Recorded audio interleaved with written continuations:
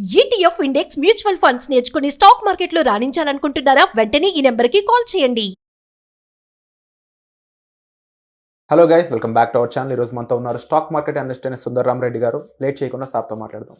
Hi sir. Hi sir, mutual funds విషయానికి వస్తే జనరల్గా నాకు కేస్ స్టడీస్ అవి వింటూ ఉంటాయి. వీటిలో లాస్ట్ 2 డేకేడ్స్లో ఈ ఫండ్కి ఎలా జరిగింది, లాస్ట్ 5 సంవత్సరాల క్రితం అయితే ఎలా జరిగింది అనేది. సో నాకు స్మాల్ క్యాప్, లార్జ్ క్యాప్ వీటికి కాకుండా మిడ్ క్యాప్ అనేది ఏదైతే మనకి సోర్స్ఫుల్గా ఉంటుందో రెండింటిని బ్యాలెన్స్ చేస్తూ ఆ మిడ్ క్యాప్ ఫండ్ యొక్క లాస్ట్ 2 డికేడ్స్ 20 సంవత్సరాల క్రితం నుంచి ఒక డేటా కావాలి నాకు. ఎంత ఇన్వెస్ట్ చేస్తే ఇప్పుడు ఎంత అయ్యింది అనేది. సో ఈ డేటాకి సంబంధించి పాజిటివ్స్ ఏమేమి ఉన్నాయి, ప్రోస్ అండ్ కాన్స్ చెప్తారు. 20 years బ్యాక్ అంటే చాలా తక్కువ కంపెనీస్ ఉన్నాయండి. అప్పట్లో హెచ్డిఎఫ్సి లేవు, అంటే ఎస్బీఐ లేదు. చాలా కంపెనీస్ 20 years బ్యాక్ ఇంకా స్టార్ట్ అవ్వలేదు అనమాట ఈ మిడ్ క్యాప్లో. అవి హ్యాండ్ఫుల్ ఆఫ్ స్టాక్ మ్యూచువల్ ఫండ్సే ఉన్నాయంట మిడ్ క్యాప్ కేటగిరీలో. అండ్ 20 years బ్యాక్ కనుక మీరు ఎస్ఐపిలో పెడితే ఎంత వస్తుంది అండ్ లంప్సోన్లో పెడితే ఎంత వస్తుంది అనేది మీకు నేను షేర్ చేస్తున్నాను. అండ్ ఇక్కడ సర్ప్రైజింగ్ ఎలిమెంట్ ఏంటంటే మిడ్ క్యాప్ నిఫ్టీ ఈ 20 yearsలో వచ్చిన రిటర్న్స్ అంటే 15.87. Okay, 15.87 exactly. ఈ రోజు నుంచి 20 years బ్యాక్ మనం తీసుకున్నాం రిఫరెన్స్ పాయింట్గా. 20 years బ్యాక్ ఇప్పుడు చూసుకుంటే మిడ్ క్యాప్ నిఫ్టీ ఇచ్చింది 15.8 అండ్ మ్యూచువల్ ఫండ్స్ యావరేజ్ మీద ఇచ్చింది ఆల్మోస్ట్ ఒక 17%, అంటే ఒక 2 to 3% ఎక్కువ వచ్చినాయి అంతే. అంటే మన చాలా మంది కన్ఫ్యూజ్ అవుతూ ఉంటారు, ఇండెక్స్ ఫండ్లో పెట్టాలా, మ్యూచువల్ ఫండ్లో పెట్టాలా, ఎక్కడ పెడితే బాగుంటుంది అది ఇదని. అండ్ మీరు అంతగా కన్ఫ్యూజ్ అవ్వాల్సిన పని లేదండి. మీరు మిడ్ క్యాప్ తీసుకుంటే 3%, ఐ మీన్ ఇండెక్స్ ఫండ్ తీసుకుంటే 3% తగ్గిద్ది అండ్ మ్యూచువల్ ఫండ్ తీసుకుంటే కనుక 3% ఎక్కువ వద్ది. కానీ మ్యూచువల్ ఫండ్స్లో ఏంటంటే డౌన్ సైడ్ రిస్క్ తక్కువ ఉంటుంది ఇండెక్స్ ఫండ్స్తో పోల్చుకుంటే లాంగ్ టర్మ్ పాయింట్ ఆఫ్లో. అందుకని షార్ట్ టర్మ్ పాయింట్ ఆఫ్లో ఇండెక్స్లో బాగా వచ్చినట్టు కనపడుతున్నా సైడ్వే మార్కెట్ అండ్ డౌన్ ట్రెండ్లో వచ్చినప్పుడు మాత్రం అవి ఎక్కువ రిటర్న్స్ అని చూపించదు. అందుకని better to go for mutual fund అనమాట ఈ రూట్ ఇక్కడ మాత్రం మిడ్ క్యాప్లో. మనం ఇది చూసుకుంటే కనుక నిప్పాన్ ఇండియా గ్రోత్ ఫండ్ అండి అండ్ 19% ఇచ్చింది లాస్ట్ 20 years బ్యాక్ నువ్వు బిగిన్ చేస్తే ఈ రోజు వరకు యావరేజ్ మీద. సుందరం మిడ్ క్యాప్ ఫండ్ అండి అది 18.9, రఫ్గా 20% ఇచ్చింది. And Tata mid cap fund 18.6% ఇచ్చింది. అంటే ఫ్రాంక్లిన్ ఇండియా ప్రైమ్ ఫండ్ అంటే 18% ఇచ్చింది. అంటే యూటీఐ మిడ్ క్యాప్ 18% ఇచ్చింది. And Aditya Birla Sun Life mid cap fund 17% ఇచ్చింది. అండ్ క్వాంట్ మిడ్ క్యాప్, అప్పట్లో క్వాంట్ ఎగ్జాక్ట్లీ డెఫినేషన్ కాదు అది, బట్ స్టిల్ 16.7 ఇచ్చింది. టారస్ మిడ్ క్యాప్ 15% ఇచ్చిందండి. అండ్ అప్పట్లో ఉన్న అప్పటి నుంచి ఇప్పుడు దాకా ఉన్న మిడ్ క్యాప్ కేటగిరీ అనమాట. చాలా వరకు ఇప్పుడు టాప్లో ఉన్న ఏఈ కూడా అప్పట్లో లేవు. మెనూ లైఫ్ కావచ్చు, లేకపోతే ఈవెన్ క్వాంట్ కూడా మిడ్ క్యాప్ కదా exactly. And bank of India కావచ్చు, చాలా mutual funds last 6-7 years back start అయింది. బట్ మన 20 years నుంచి అనమాట ఈ data. And lump sum versus SIP చూస్తే ఎస్ఐపిలోనే ఎక్కువ వచ్చింది రిటర్న్స్ అండి. ఎస్ఐపిలోనే ఎక్కువ వచ్చింది. లంసమ్ ఒకేసారి కనుక మీరు 24 lakh పెట్టుకుంటే కనుక అంటే 12 కోట్లు 13 కోట్ల దాకా వచ్చినాయి ఒక్కొక్క దాంట్లో. ఎస్ఐపిలో కూడా నెలకి 10,000 పెట్టుంటే కనుక ఒక్కొక్క దాని నుంచి 2 crores యావరేజ్ మీద వచ్చింది. 2 crores మంత్లీ 10. అంటే మనం ఎక్కువసార్లు ఏంటంటే అటు ఇటు పరిగెడతా ఉంటాం, చేతిలో ఒక 5,000 10,000 ఉంచుకొని. డబ్బు ఏమో తక్కువ ఉంది, చాయిస్ ఏమో చాలా ఎక్కువ ఉంది. స్మాల్ క్యాప్ పెట్టాలా, మిడ్ క్యాప్ పెట్టాలా, లార్జ్ క్యాప్ పెట్టాలా, మళ్ళీ వాల్యూ అని థీమాటిక్ అని చాలా రకాల మ్యూచువల్ ఫండ్స్ కన్ఫ్యూజ్గా ఉంటుంది.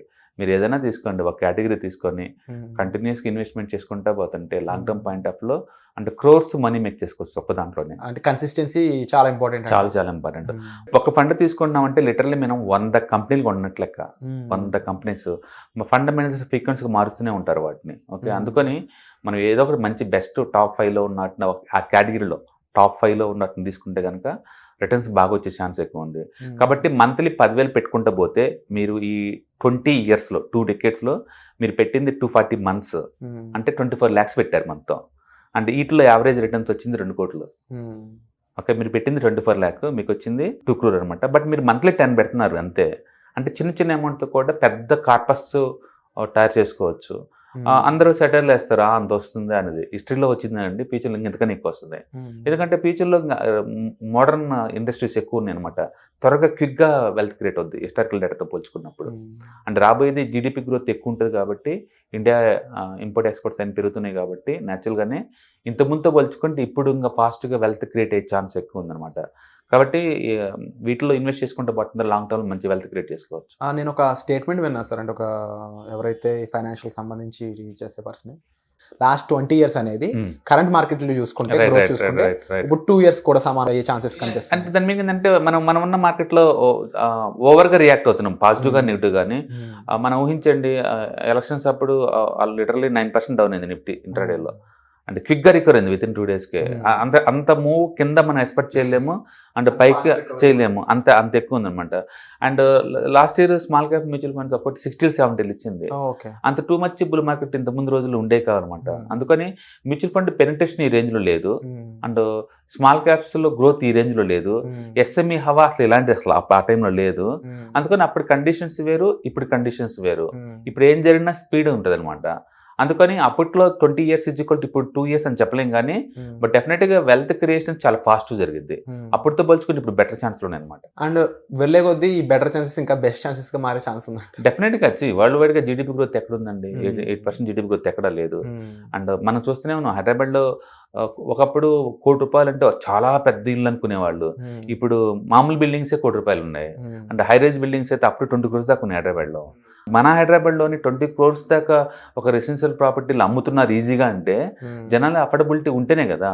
దాని మీద ఏంటంటే ఇన్కమ్ లెవెల్స్ రైజ్ అవుతున్నాయి. ఎప్పుడైతే ఐటీ పెనిట్రేషన్ పెరిగిపోయిందో సొసైటీలో, గర్ల్స్ కావచ్చు బాయ్స్ కావచ్చు, ఎర్నింగ్ కెపాసిటీ బాగా పెరిగిపోయింది. ఇది ఇచ్చిన ఇన్ఫ్లుయెన్స్ తోటి మిగతా సెక్టర్స్ కూడా బాగా బూమ్ అయింది అనమాట. ఇవాళ రేపట్లో మీరు అమెరికాలో ఎక్కడ పోయినా తెలుగులోనే మాట్లాడుతుంటారు. ఒక్కొక్క యూనివర్సిటీలో 200-300 మంది స్టూడెంట్స్ ఉన్నారు తెలుగు వాళ్ళు. దాని మీద ఏంటంటే అక్కడికి వెళ్తున్నారు, సెటిల్ అవుతున్నారు, హార్డ్ వర్క్ చేస్తున్నారు, ఆ మనీ మొత్తం ఇండియా పంపిస్తున్నారు. ఆ మనీ తోటి ఇండియాలో కూడా స్టార్ట్అప్ కంపెనీలు తయారవుతున్నాయి, ఇక్కడ గ్రోత్ బాగుంటుంది అనమాట.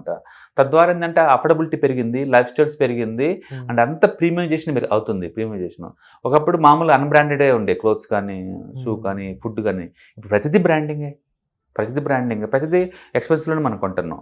దాని మీద ఏంటంటే జనాలకి అఫోర్డబిలిటీ పెరిగింది, సేవింగ్స్ పెరిగింది.